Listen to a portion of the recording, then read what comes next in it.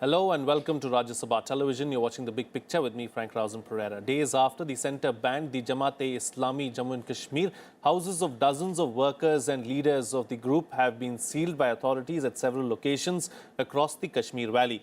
Magistrates issued orders of sealing all institutions and properties linked to the JEI. The Home Ministry on Thursday had declared the JEI an unlawful organisation for 5 years and several of its workers were arrested. The centre said that the JEI was in close touch with terror groups and is likely to escalate secessionist movement in Jammu and Kashmir. The notification banning the group under the Unlawful Activities Prevention Act was issued by the Home Ministry after a high-level meeting on security chaired by Prime Minister Narendra Modi following the Pulwama terror attack in which 40 CRPF soldiers were martyred in a suicide bombing by Pakistan-based terror group Jaish-e-Mohammed.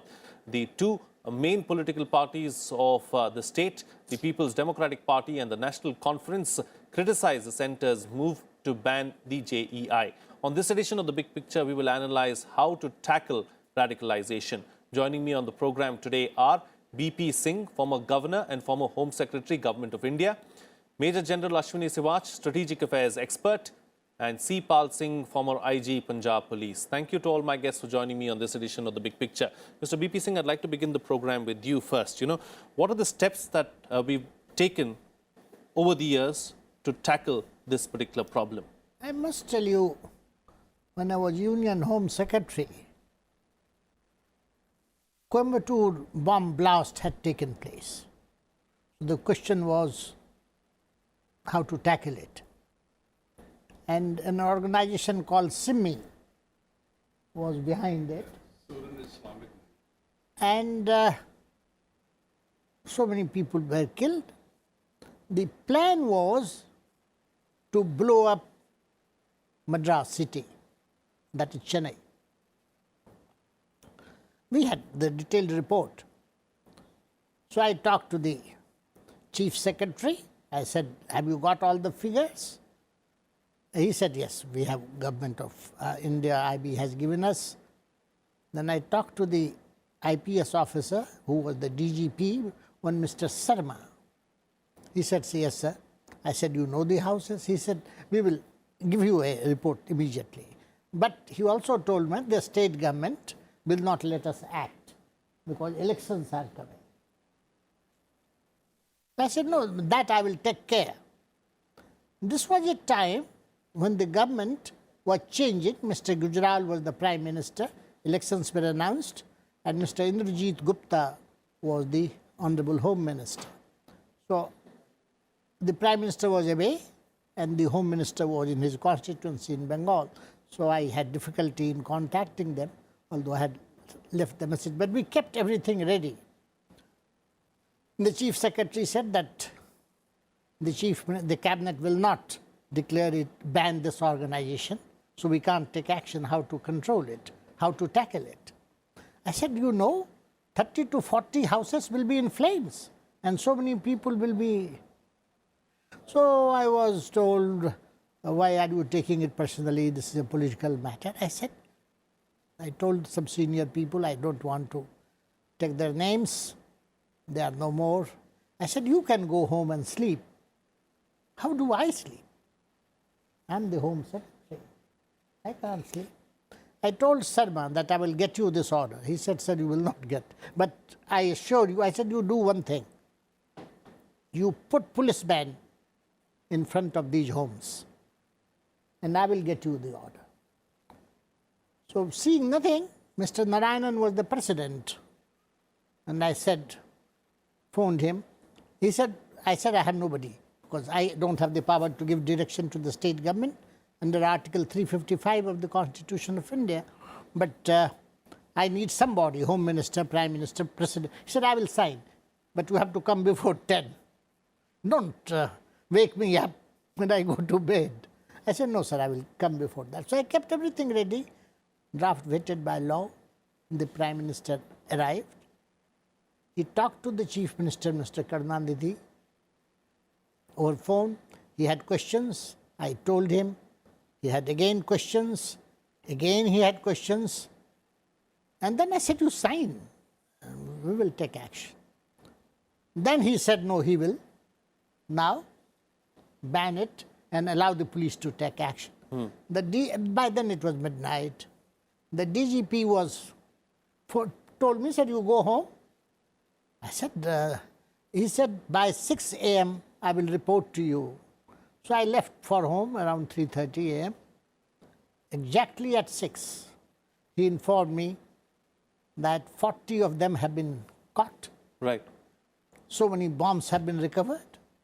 And then there was a judicial commission of inquiry which said, what I'm trying to say is that in these situations, when you have clear information that a particular organization, in this case it is GEI, is going to indulge in radical activities of killing innocent people, or here things are much worse because they have links outside India.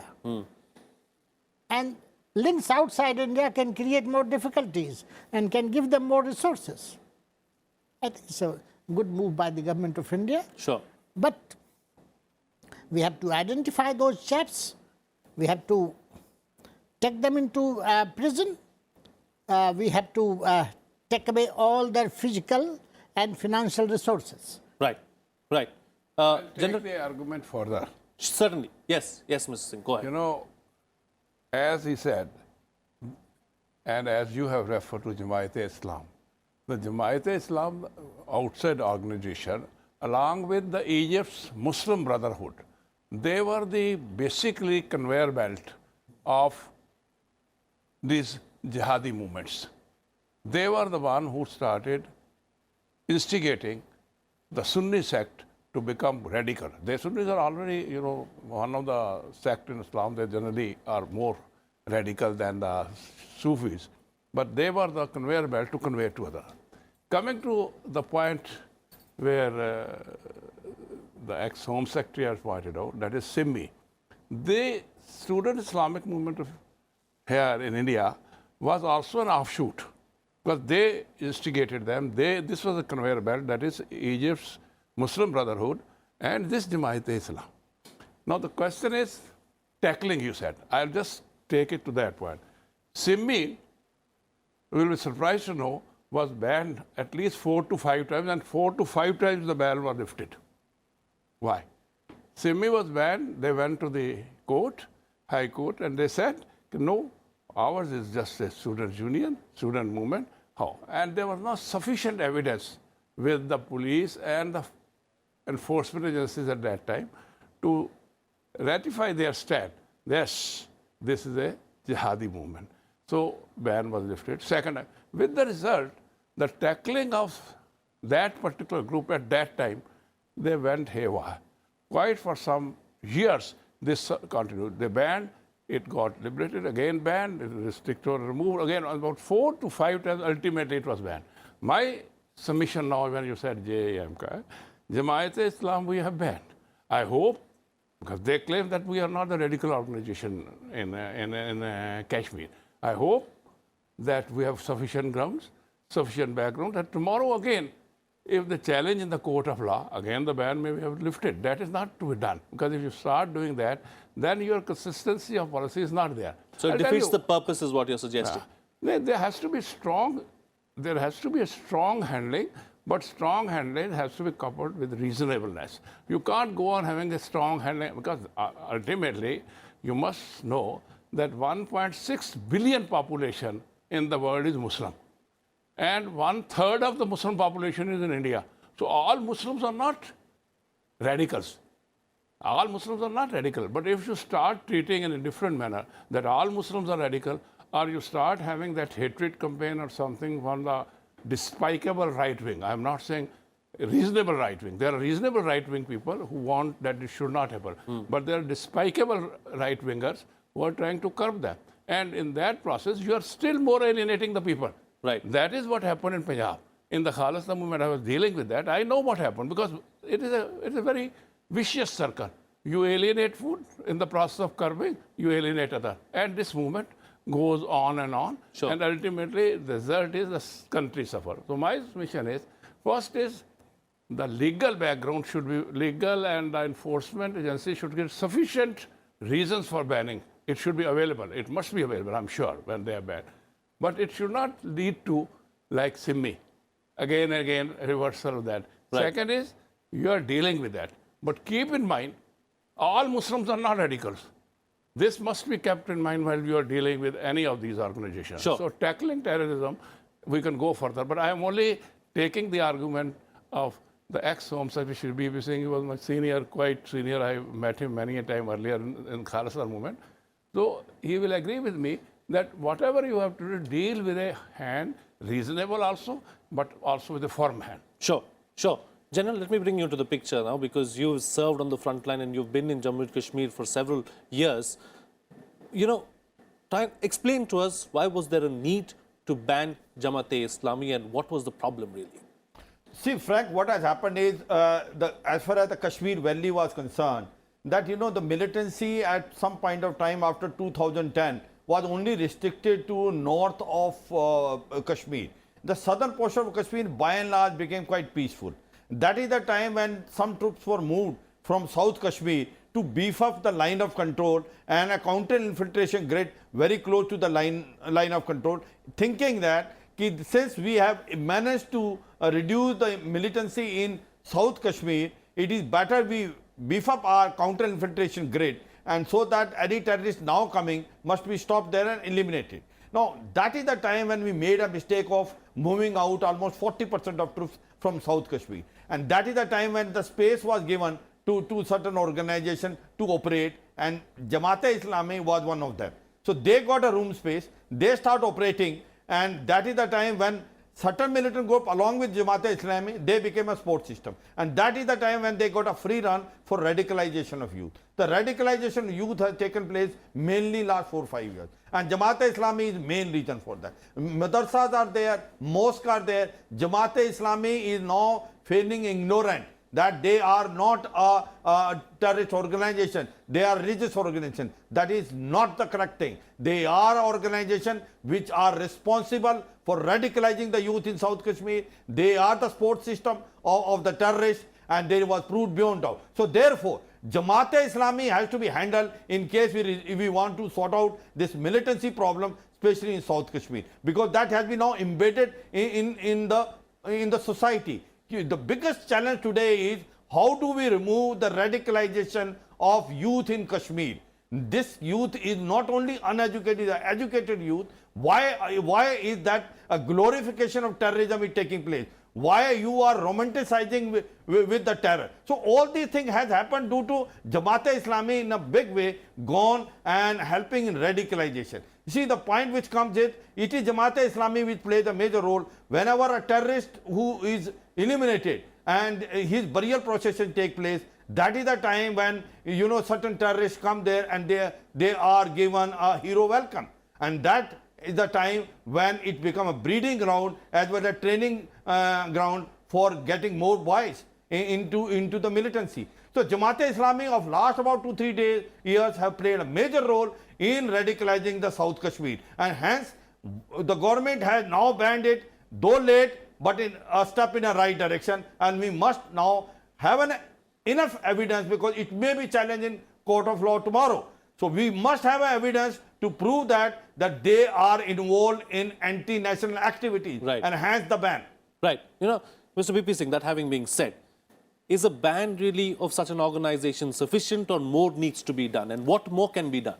We have to take into consideration the fact that from what happened on 11 September 2001 in the United States by the Al-Qaeda and Osama bin Laden, and then the growth of ISIS in this area, and then we have Lashkar-e-Taiba, JEM and other groups in Pakistan.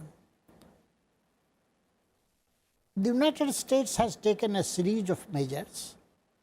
ISIS is now under control, and their control over territories have been limited now. Again, Al-Qaeda, Afghanistan still remains in difficulty. So everybody has moved to Pakistan.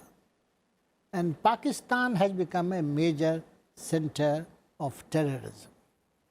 Now, this is being realized just now what happened in Pulwama and thereafter. It is being appreciated everywhere that no country is prepared to say that Pakistan is not the home of these terror organizations and their leadership. Now, due to series of historical factors, it is considered safe to have these units in Kashmir Valley because it gives you all kinds of protection, and naturally our policy is to bring them into the development process, into the democratic process. So democratic organizations also have links with them.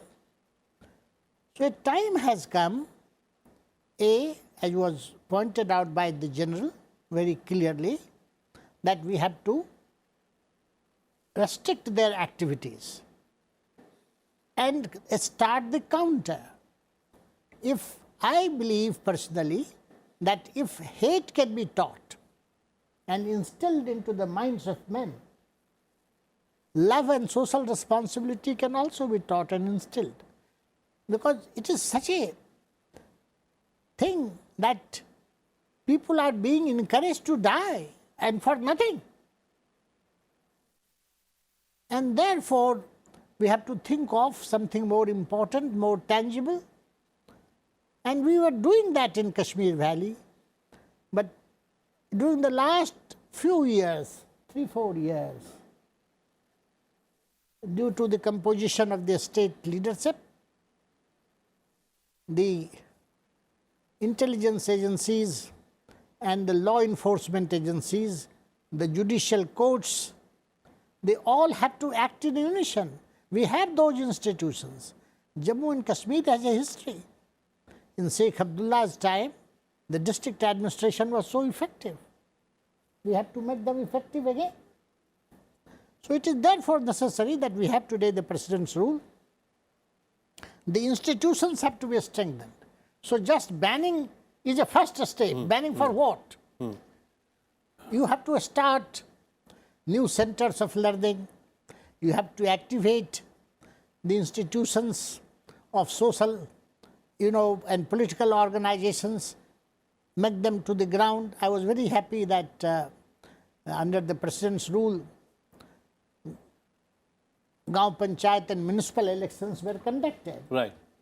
Now, I have not heard what kind of powers have been given to them. They should ensure that in schools these fellows don't go and preach. And they should, I'm not saying that you put everybody in jail or you kill everybody. No. I'm saying hatred's answer is bullet only in extreme cases. Hatred's answer is love and understanding. Okay. Deal with hatred with love is what Mr. BP Singh is suggesting. Mr. Sipal Singh, how serious is the problem of radicalization in this country and how do we deal with it? I feel that, as General has pointed out, about terrorism, we have been all thinking of counter-terrorist strategies everywhere. In Punjab, in Northeast, Nagaland, we will always dealing in counter-terrorists. Now I think high time, because the Islamic State ultimately wants to spread its tentacles in India. You know, when last bomb blast took place in Beas, near Beas, and near Amritsar, at that time it was attributed to one of the Islamic State leader, Ghazi has come here, and he has been doing something. So Islamic State wants to spread its tentacles here, and the radical movement is becoming much more averse to our democracy because they believe this sort of radical movement believe in Shariat. Shariat is the law, as you know, of the God is much higher the man-made God or the legislation. So they don't believe in your democracy, liberty, etc. They say this is all man-made legislation. The Shariat law is different. So with Shariat law in their mind and with Islamic State being in it, it's high time that our counter-terrorist strategies are now termed as counter-radical strategies. Now, in this case, as the general pointed out, there are always ups and downs. You know, we start controlling, all of a sudden, I mean, the counter-terrorist forces start controlling, but all of a sudden, there is something and there is some negotiation. Everything which we have gained, our ascendancy over them, it goes down. In this case, for example, he says forces were sent out. Same happens in North, although this is not radical as such, but they are also ethically radical, I would say. They are ethic radical. My submission is that any strategy which we adopt, any tackling sort of institution we create, it has to be consistent. It changes with the leadership coming. Somebody says something, again we go down. Same was happening when we were dealing with Punjab Khalistan movement. Ultimately, we said, okay, all right, let the political leadership don't step into it. Let us control. Whether we control it with firm hand and also, of course, as Mr. Singh has pointed, as Mr. B.V. Singh has pointed out, also with a peace. With love. Most of the radical movements can be controlled both. I mean, if there are scorpions, you catch them, not with a loose hand, with a strong hand so that it's crushed. But simultaneously, the other people who are not scorpions should not be crushed. Right. Now, what Punjab happened that ultimately we started getting information from the other people who were not, sternly treated by us. The time was when they were being sternly treated in one reason or other reason. They went out to Pakistan and get more radicalized. So there's no doubt about it that any radical movement has to be treated on two fronts. One is, of course, you have to win their minds of the younger population. Secondly, you have to ban or deal with these organizations who are so radical that they are thinking there's no democracy, no leadership, no religion. They have their own religion sort of thing. And on that religion, I mean, not a religion. Religion are not. I am saying that I'm definitely trying to differentiate between Islam and Islamism. Right. Islamism as a bigotry is wrong. Islam as such may not be. So therefore, we have to see that whether all people who are trying to follow Islam, whether they're all radical. If they're not, let us not alienate them. Sure, sure. General, so that having been said, what's the best way forward? No, Frank, the best way forward is now having identified that Jamaat-e-Islami is the one which has instrumental in radicalizing this youth for last about 2-3 years. Now we have already banned it. One is that their movement and activity must be curbed. Today, as on Kashmir has got a president rule, there are no political compulsion. The ideal opportunity to now clean up this issue. So first of all, this has been already banned. The second issue, what was having Jamaat-e-Islami, that they were getting lot of funds through Hawala money from ISI. And this is the money which they were utilizing for radicalizing the youth in Kashmir. Be it that stone thrower or be it the youth which is now allowed to join militancy. So this fund must be dried up. All these people whose evidence is there that they were involved in terrorist funding and money laundering, the law should take hand on that. The third thing what we need to do is, however, we have to change the narrative in South Kashmir. What is the reason why the youth is being attracted toward the terrorism? Why the radicalization is taking place? Not only that we are removing the Jamaat-e-Islami from the scene, curbing their movement, Hurriyat leaders have been already arrested. Their funds have been also looked after by NIA. Now the next step comes is that how do we stop this radicalization of youth? Why is that terror is being now glorifying and romanticized? The reasons are very obvious, that possibly there are lack of job opportunities, which is one of the main reasons in South Kashmir, the children falling prey to the terrorism and radicalization. So somewhere or the other, this is an ideal opportunity. Now open some avenues where you can provide jobs to the youth. You just imagine what happened is, whenever there is a rally of security forces in Kashmir, that for one vacancy there are 100 people sitting.